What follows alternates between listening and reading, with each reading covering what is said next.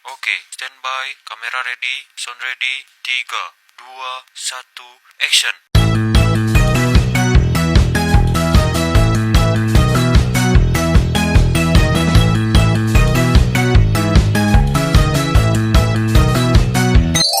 Assalamualaikum warahmatullahi wabarakatuh. Salam Om Swastiastu, Namo Buddhaya, salam kebajikan. Halo Sobat Hukum, perkenalkan nama saya Akila Islam Nur Ismail dengan NIM 250611501046 dari kelas D. Di sini saya akan memaparkan materi tentang praktik hukum adat dalam penyelesaian konflik.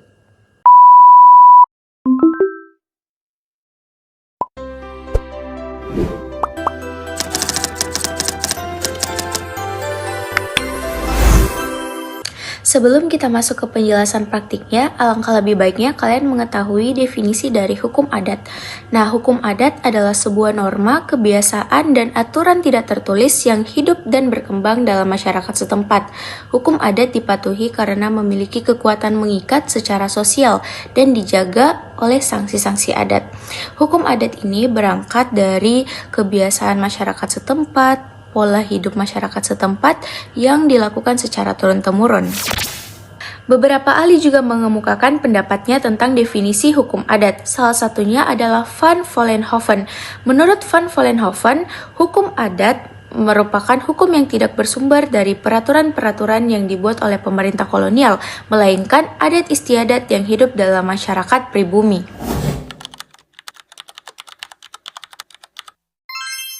Penyelesaian konflik hukum adat bukan hanya sekedar mencari siapa yang benar dan siapa yang salah, tetapi tentang memulihkan keseimbangan sebuah hubungan.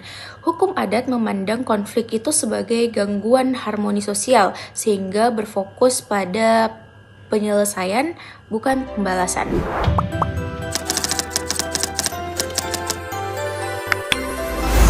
Nah, ada beberapa tahapan umum tentang penyelesaian konflik adat. Yang pertama adalah pemanggilan pihak bersengketa. Kedua pihak yang memiliki konflik akan dipanggil di balai desa atau tempat-tempat yang dianggap sakral di daerah tersebut.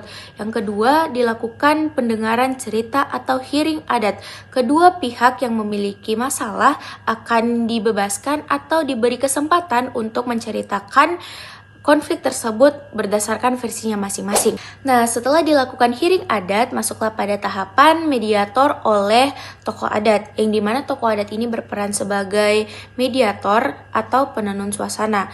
Mereka menafsirkan konflik tersebut berdasarkan nilai-nilai adat yang muncul pada daerah tersebut. Setelah dilakukan mediator oleh tokoh adat, masuklah pada tahapan putusan adat, yang dimana putusan adat ini berupa denda adat, bisa berupa uang atau benda. Yang kedua ada ritual pemandian. Yang ketiga ada kompensasi terhadap korban. Yang keempat ada kewajiban sosial.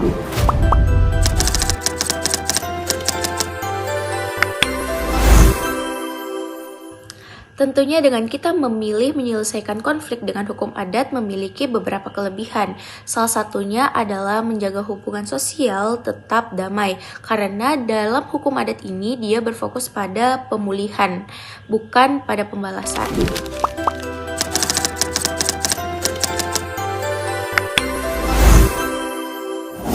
Di sini saya akan mengangkat salah satu contoh kasus praktik hukum adat yang ada di Sulawesi Tenggara, tepatnya pada suku Tolaki.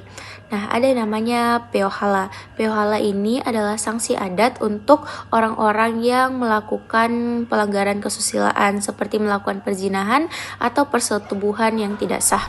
Sanksi ini merupakan denda adat yang dimana bisa berupa uang, benda-benda, atau simbol-simbol. Contohnya seperti kerbau, wadah air, kain putih, dan juga sebilah parang yang diberikan ke korban sebagai tanda pemulihan diri. Bisa juga berupa uang yang diberi juga ke korban sebagai tanda pemulihan harga diri. Sekian dari pemaparan materi saya, yaitu tentang praktik hukum adat dalam penyelesaian konflik. Saya memohon maaf jika ada salah kata atau keliru dalam penjelasan saya, dan saya berterima kasih sebesar-besarnya kepada dosen yang telah membimbing saya dalam menyelesaikan materi ini. Saya juga mengucapkan terima kasih kepada teman-teman yang sudah menyimak dan semoga bisa bermanfaat ke depannya untuk teman-teman semua. Saya akhiri, wassalamualaikum warahmatullahi wabarakatuh.